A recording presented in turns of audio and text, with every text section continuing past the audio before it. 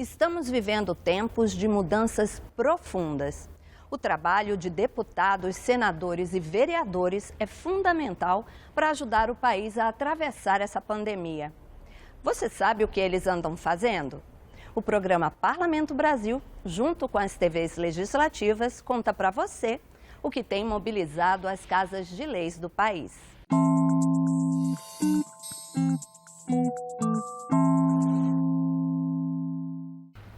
O novo coronavírus chacoalhou a economia.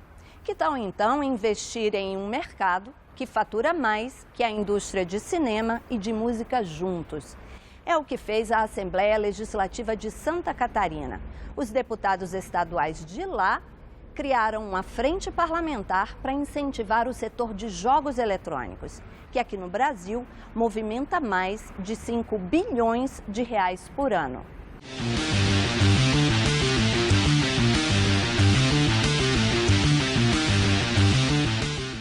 Durante reunião virtual realizada pela Assembleia Legislativa, foi lançada a Frente Parlamentar dos Games e Jogos Eletrônicos. Atualmente, Santa Catarina é um dos principais polos de tecnologia do Brasil, com várias empresas que atuam no mercado de games e jogos digitais. O estado possui 5,6% das desenvolvedoras de games do país e 4,7% dos profissionais autônomos do setor.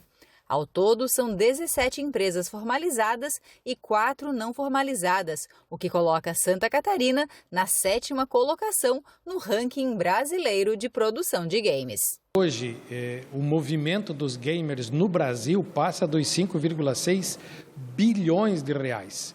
E que em Santa Catarina nós temos quase 6% das desenvolvedoras de jogos no país vem do nosso estado. Então a possibilidade que nós temos, a oportunidade que nós temos de discutir esse potencial econômico de Santa Catarina e do Brasil, ele é muito delicado. É uma oportunidade muito relevante a gente desenvolver esse diálogo, porque games realmente é um novo mundo, é um mundo que o Brasil está ainda tendo muitas oportunidades para desenvolver. O lançamento da Frente dos Games contou com a participação de representantes de várias entidades que atuam no setor. Esse é um jeito novo de injetar dinheiro na economia, né? É uma indústria diferente, é um serviço diferente, é um jeito de fazer as coisas de forma diferente, né? O nosso estado tem condições, né, de trabalhar muito bem, não só inovação, tecnologia, mas também liderar dentro desse setor, né? Um setor que mundialmente fatura 152,1 bilhão no ano passado, passou cinema e música juntos em termos de faturamento e de tamanho, então não é mais uma promessa, já é hoje o líder de entretenimento mundial como arrecadação. E é muito importante para o Brasil a gente começar a se ver como um mercado produtor e não só consumidor. A indústria de jogos, ela propicia a entrada na tecnologia, o desejo de trabalhar com tecnologia, né? O jovem, quando está lá naquele momento de direcionamento, o que eu vou fazer e tal, ele olha para o jogo e fala assim, cara, você é um desenvolvedor de jogo. E é legal que ele construa essa carreira, essa história, essa vontade de aprender. E aí a gente tem um histórico grande de pessoas que entraram por esse caminho e se tornaram grandes empreendedores, grandes desenvolvedores, né? Ao final do lançamento, o coordenador do grupo, o deputado Fabiano da Luz, apresentou quais devem ser os próximos passos da Frente Parlamentar dos Games. A ideia é formar um grupo de trabalho técnico para acompanhar e estimular o desenvolvimento desse setor aqui em Santa Catarina. Nós fazer essa parceria entre o governo do estado, o Rogério que está aqui, entre a Assembleia, ou seja, o Poder Público, a Débora, enfim, e também com a iniciativa privada, com as pessoas físicas e jurídicas, para que a gente em conjunto possa ir ajudando a desenvolver esse setor no estado. No Maranhão, débitos do IPVA vão poder ser pagos ou parcelados sem juros ou multas. A Assembleia Legislativa do Estado aprovou por unanimidade essa medida provisória do governo. A ideia é facilitar a regularização dos veículos e evitar que sejam apreendidos durante o período de pandemia. Na Paraíba, deputados estaduais e servidores da Assembleia Legislativa doaram mais de 30 mil máscaras a hospitais e a um lar de idosos.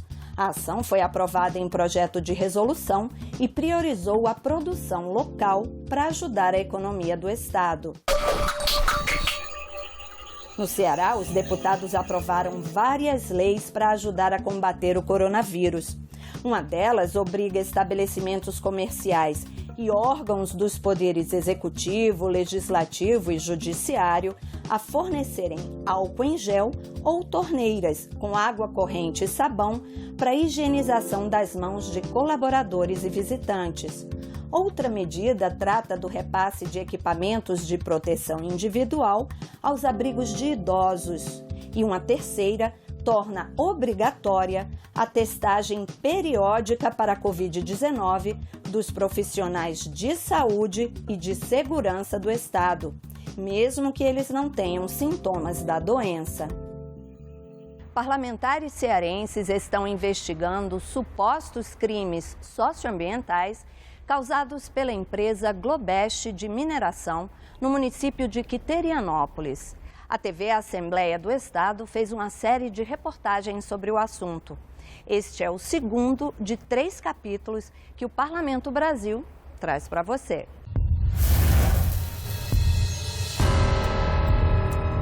A empresa Globeste Produções LTDA, mineradora instalada em Quiterianópolis, foi autuada 12 vezes pela Superintendência Estadual do Meio Ambiente e 2 pelo IBAMA, o Instituto Brasileiro do Meio Ambiente e Recursos Renováveis.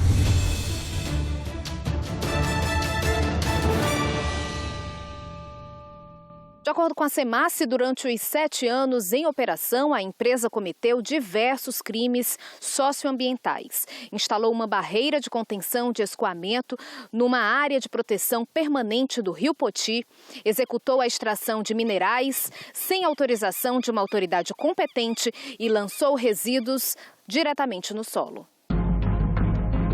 O Escritório de Direitos Humanos e Assessoria Jurídica Popular, Frei Tito de Alencar, foi procurado pela comunidade para pedir auxílio na luta pela recuperação dos prejuízos causados pela mineração. Preparamos também denúncia para vários órgãos ambientais, para o Ministério Público, para as defensorias públicas, para que fosse viabilizada alguma forma de resposta a essa denúncia de violação de direitos e dos normativos ambientais. Em dezembro, depois de novas autuações da SEMASSE, a mineradora encerrou as atividades. Mas até aí o Ceará vinha de um longo período de estiagem e em 2019, Quiterianópolis registrou a 2ª maior chuva do estado. E a pilha de rejeitos, deixada pela mineradora, começou a escorrer.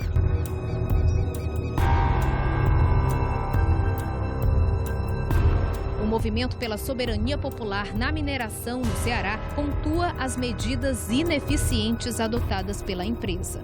Que eles fizeram umas valetas dizendo que esse material que viria das pilhas de rejeito ia cair dentro das valetas, esse material do rejeito ia ficar dentro das valetas e ia sair só a água para dentro do rio.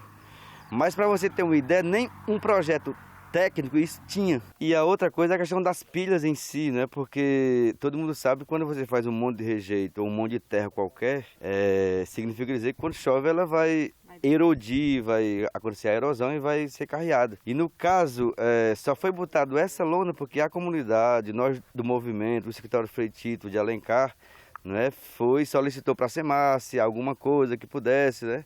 E eles colocaram uma lona que não funciona. Pela proximidade com o Rio Poti, a chuva causou uma enxurrada de poluentes que foram arrastados para dentro do rio e, por consequência, para o açude Flor do Campo, em Novo Oriente. 76 famílias vivem da pesca artesanal. O peixe ainda está sendo rejeitado. E mesmo a gente não sabe qual é o impacto que a gente está fazendo com o pessoal. O que a gente está oferecendo ao consumidor, né? Sem saber se o peixe está contaminado ou não, né? O açude Flor do Campo foi um dos 4 pontos analisados pelo NUTEC, o Núcleo de Tecnologia Industrial do Ceará, em abril de 2019, que confirmou a contaminação por algumas substâncias, como o antimônio. O açude abastece o município de Novo Oriente. Neste ano, uma chuva inundou a cidade de Quiterianópolis e o contato da população com os rejeitos tomou proporções alarmantes. Uma nova análise técnica da água e do solo pode confirmar se a contaminação, já atestada pelo NUTEC, foi causada pela ação da mineradora ao longo dos anos. O secretário de Meio Ambiente do Ceará, Arthur Bruno, informou que após nova vistoria da SEMASSE, será proposto um termo de ajustamento de conduta para a realização do estudo. Onde a empresa se obrigaria a financiar uma pesquisa maior do que a que o NUTEC fez, uma pesquisa com mais detalhes, que realmente há necessidade, sobre a saúde, sobre a poluição ambiental que aconteceu. Se houver realmente dano à saúde das pessoas, que ela possa ser cobrada por isso.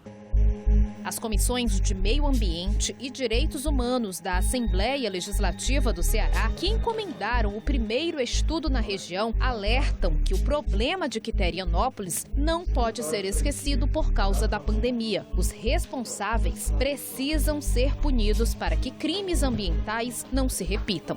Nós precisamos recuperar a área degradada, nós precisamos defender e manter a preservação do meio ambiente e, acima de tudo, a saúde da população de Novo Oriente e de Quiterianópolis. Esse crime é um crime de médio e longo prazo, ou seja, os efeitos, tanto no solo, no rio, em todo o ecossistema e na saúde das pessoas, eles são muito duradouros.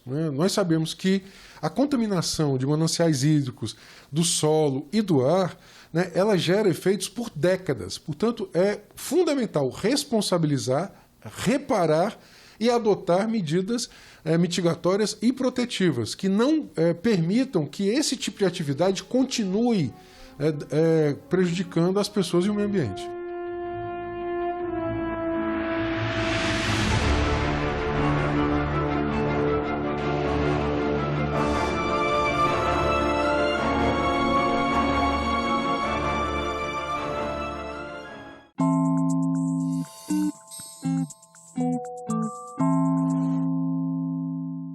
A pandemia interrompeu planos e sonhos de muita gente. Muitas mulheres engajadas em movimentos sociais desistiram de disputar as próximas eleições. Veja na reportagem da TV Câmara. 2020 tinha tudo para ser o ano em que mais mulheres finalmente se apresentariam por conta própria como candidatas nas eleições. Pelo que se viu na reunião da Secretaria da Mulher da Câmara sobre o impacto da pandemia nas eleições, as ativistas estavam prontas para reduzir aquela diferença enorme que existe entre o número de eleitoras, somos mais de 52% do total, e o de representantes. Só 15% das deputadas federais são mulheres, por exemplo. Mas veio a pandemia do coronavírus e tudo mudou. Vimos também que as mulheres, os movimentos feministas, as organizações de mulheres estavam também no fronte das respostas, tanto de garantia da vida, ou seja, nesse lugar, de garantir aquilo que era essencial para a vida, são as enfermeiras, as domésticas, as cuidadoras, as atendentes do supermercado, a principal força de trabalho, em prestações de serviços. Muitas dessas mulheres estavam nos últimos meses construindo agendas de disputa na institucionalidade, ou seja, seriam pré-candidaturas e candidaturas nas eleições de 2020. Na verdade, a pandemia ela só veio agravar, ela só veio ampliar essa realidade violenta que nós vivemos, de destruição, não só do nosso patrimônio ambiental, mas também da nossa forma tradicional de organização, porque a gente tem a chegada desses caras diretamente nos nossos 2 esteios fundamentais, que é o processo de representação política, que são os nossos caciques, os nossos anciões, e vocês devem imaginar o que está acontecendo com eles, eles estão morrendo, e aí está, digamos assim, mexendo nessa base de formação social e política do nosso povo. Terminou acontecendo o que a deputada Tereza Nelma considera longe do ideal. Deputada que já foi eleita por causa da cota de 30% para candidatas mulheres por partido. Hoje são vários partidos procurando mulheres para serem candidatas, e não é isso que nós queremos. Nós queremos que as mulheres vão até o partido para se filiarem, que cresça, que tenha essa coragem, que acredite que nós podemos. Nem sobre a própria pandemia, em cujos cuidados elas são protagonistas, as mulheres têm representatividade para tomar decisões. Que as mulheres somos mais de 70%, mulheres compõem mais de 70% das pessoas na linha de frente no combate ao Covid. Mas, ao mesmo tempo, estamos sistematicamente excluídas, seguimos sendo minoria nos espaços de tomada de poder e decisão, inclusive aquelas decisões que vêm responder à própria pandemia, né? Ana Carolina Lourenço, do movimento Mulheres Negras Decidem, criado em 2018, contou que elas tinham todo um planejamento visando a preparação de candidatas para as eleições municipais de 2020. Além de cursos de formação política, o movimento fez uma consulta para traçar um perfil das mulheres negras ativistas pelo Brasil. 252 delas responderam.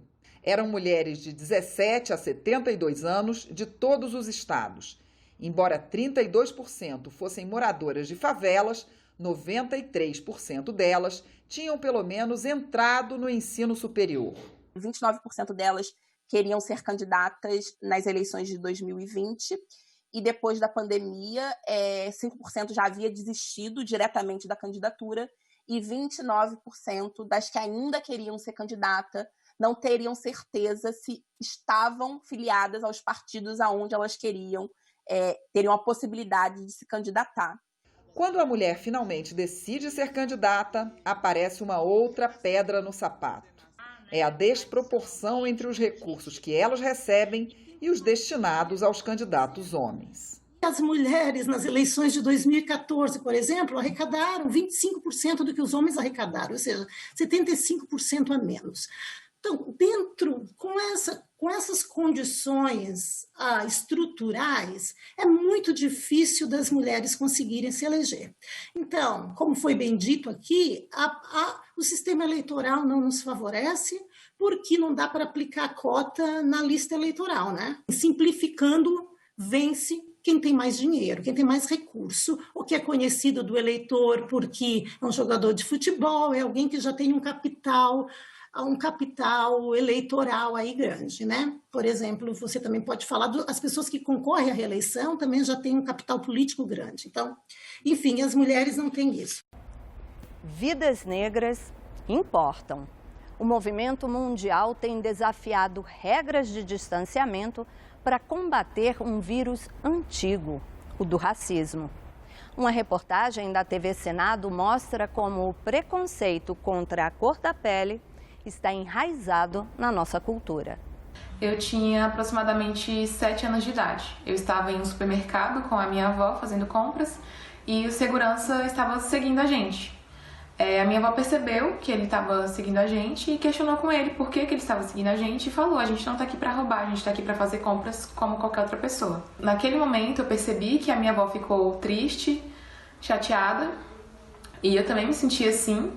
Eu ainda não entendia sobre o que era o racismo, eu senti vontade de chorar. Já fui vítima, sim, foi dentro de uma loja e eu saí da loja arrasada. Eu cheguei na loja para comprar uma determinada coisa. Aí o vendedor logo me mostrou um e disse: essa aqui é mais barata para a senhora. Quando chegou uma moça loira, muito bem armada, ele apenas me largou e virou para essa moça. E ali ele não voltou mais, porque ele foi atender ela. Eu fui fazer uma reportagem numa agência do INSS. Àquela altura eu já havia entrevistado o ministro da Previdência Social e fui até uma agência para saber se o meu empregador havia depositado o meu INSS e conversar com algumas pessoas que estavam sendo atendidas, né? E chegando lá, a moça pediu o meu número do meu CPF e simplesmente olhou para minha cara e perguntou, afirmou: você é empregada doméstica, né? Eu ia para a parada de ônibus, para pegar o ônibus, e assim, as mulheres na frente, assim, quando elas avistavam para mim, ficava com medo. Não pode ter medo. Quando eu estava na sala de aula, eu era já presidente da sala, e o professor, ele queria, dando uma aula de história, né, queria mostrar para aquele plenário, eu acho que tinha 2 negros na sala, era eu e mais uma menina, que o negro não era tão inteligente quanto o branco. Ele disse que negro nasceu para arrancar paralelepípedo e não passaria disso. Não importa o valor disponível na conta corrente, não importa a carteira de trabalho, muito menos o cargo que ocupa. No Brasil, ser negro é nascer com uma sentença. Em algum momento da vida, você será destratado apenas pela cor da sua pele. E o racismo não é percebido apenas em ações do dia a dia. Dados mostram um abismo entre brancos e negros em diversas áreas. Na educação, por exemplo, apesar de os negros representarem mais da metade da população do Brasil, apenas 9% deles conseguiram se formar em algum curso de graduação até 2017. Entre os brancos, o índice é de 22%. A dificuldade de acesso à educação reflete na renda dos negros. Em 2018, pretos e pardos recebiam em média R$ 934 por mês. No mesmo ano, os brancos recebiam quase o dobro, R$ 1.846. Especialistas em estudos raciais dizem que a violência também atinge mais os negros do que os brancos. É preciso que se compreenda essa naturalização da violência contra a população negra, né? E que as pessoas compreendam isso. Mas ele está mais envolvido em violência. Claro que está mais envolvido em violência, porque a violência começa do sistema como um todo, né? São jovens, muitos deles, de famílias desestruturadas, e que geração após geração continua nesse mesmo movimento de desigualdade e de negação dos direitos básicos de sobrevivência. Mais de 75% das vítimas de assassinato em 2017 eram negras. A taxa de homicídio dessa população é de 43 a cada 100 mil habitantes. Entre não negros, o número é de 16. Caso em que você tem um número de 10 jovens em um determinado grupo, então os negros são abordados e os brancos não. Entre especialistas, políticos e quem sofre o racismo na pele, existe um consenso. O combate a esse crime é diário e depende da união dos povos. Eu acho que combater o racismo é quando brancos e negros conseguem caminhar juntos. E conseguimos. É possível. É bonito, é humano.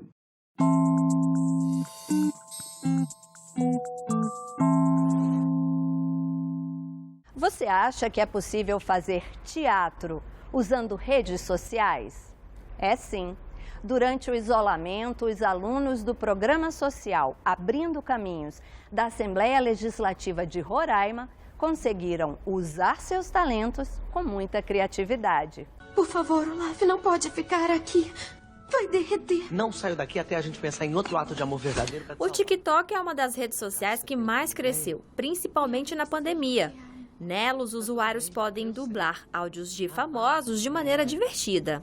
Colocar as necessidades de alguém acima das suas. Tipo Christoph, que trouxe você aqui pro Hans e acabou perdendo você para sempre. E claro que a rede social caiu no gosto dos adolescentes e dos alunos de teatro do programa Abrindo Caminhos.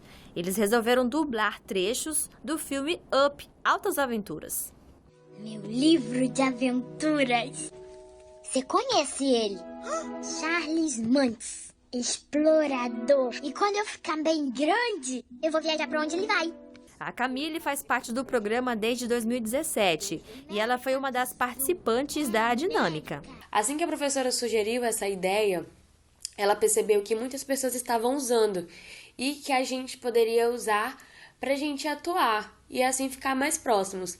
E muitas pessoas participaram e eu achei super legal a interação com todo mundo e assim faz com que a gente fique próximos e deixe esse momento difícil para trás. A professora de teatro, Kaline Barroso, explica que a ideia surgiu como desafio e que a dublagem também faz parte de exercícios da modalidade. A dublagem ela tem tudo a ver com vários exercícios que nós utilizamos dentro da sala de teatro, inclusive de dublagem, principalmente no que diz respeito ao trabalho da expressão facial. Eles se descobriram fazendo uma atividade sozinho em casa, sem o auxílio direto da professora, mas, sobretudo, foi muito divertido de fazer.